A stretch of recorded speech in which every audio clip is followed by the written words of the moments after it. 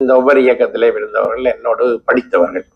எல்டிடிலையும் சரி, மெய்பிஆர்லையும் சரி, மிகவும் என்னோட பழகின நண்பர்கள். ஜாலிந்து கல்லூரியில பழகின பல நண்பர்கள் எல்லாம் அந்த இயக்கங்கள் இருந்தார்கள். ஆரம்பத்தில் நான் என்ன செய்தேன் என்றால், சரி ஒரு இயக்க இதுகளுக்குள்ள நான் போகாம அந்த காலத்தில் ஏராளமான அகதிகள் படிக்கிறது வந்த மாணவர்கள் படிக்கிறதுக்கு உதவி செய்வோம் என்று நான் ஒஃபர் என்ற ஒரு ஸ்தாபனத்திலே ஒரு 1.5 மாதங்கள் வேலை செய்தேன். சரி, சந்திரகாசன் அவர்களோட.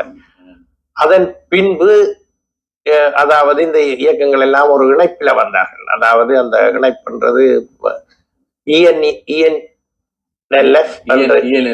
அதாவது புளோட்டை தவிர்த்த மற்ற இயக்கங்கள் எல்லாம் ஒரு கூட்டு இயக்கத்துல வந்ததும் அதையும் புளோட்டும் சேர்ந்து இவர்கள் எல்லாம் சேர்ந்து தங்களுக்கு ஒரு மருத்துவ அமைப்பு ஒன்று உருவாக்க வேண்டும்.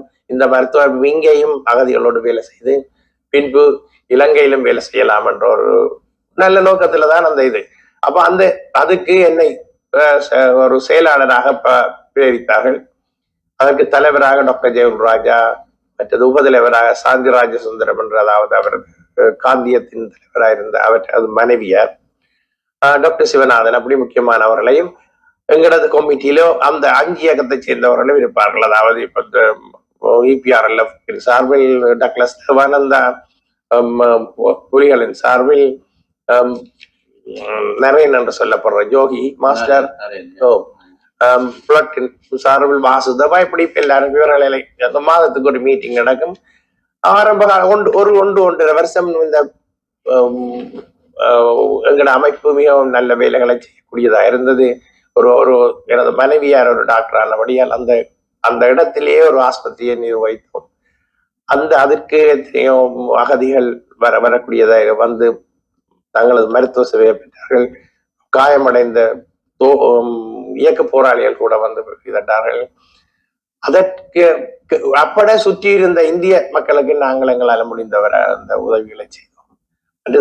அந்த சுற்றியுள்ள வெளி மாவட்டங்களில் உள்ள அகதிகள் முகாம்களில் தங்கியுள்ள அவர்களுக்கு சில மருந்துகளை கொண்ட விநியோகித்தோம். அங்கே இருந்து சில பேர்களை கூப்பிட்டு இங்கே கூட்டிக்கொண்டு வந்து அவர்களுக்கு ஒரு முதலுதவி போன்ற ஒரு பயிற்சியை கொடுத்தோம். இதற்கு அப்பால சில முக்கியமான, அதாவது அந்த காலத்துல கால் இல்லாத சில இயக்க போராளிகளுக்கு கால்களை உருவாக்குவது உதவி செய்வதற்காக நானே ஜெய்ப்பூரில் உள்ள அந்த லெக்கை உருவாக்கிய விஞ்ஞானி அவரை சந்தித்து அதிலே ஒரு 18 பேர்களை நாங்கள் ஜெய்ப்பூர் லேக் உருவாக்குவதற்கு பயிற்சி அளித்தோம். மற்றது எங்கள் மூலமாக அதாவது சில ஸ்பெஷலிஸ்ட் மருத்துவம் தேவையானவர்களுக்கு நாங்களே சேனல் பண்ணி அனுப்பக்கூடியது. எங்களுக்கு மிகவும் குறைந்த அல்லது சில பெரும்பாலான நேரத்துல காசு வேண்டாமலே பல உதவிகளை செய்கிற அளவுக்கு இருந்தது. சில அதாவது உடை போன்ற சில அத்தியாவசிய பொருள்களை வெளிநாட்டில இருந்து வந்தது அதுகளை பிரிச்சு கொடுத்து அப்படி கனவேலையில செய்துட்டு இருந்தோம்.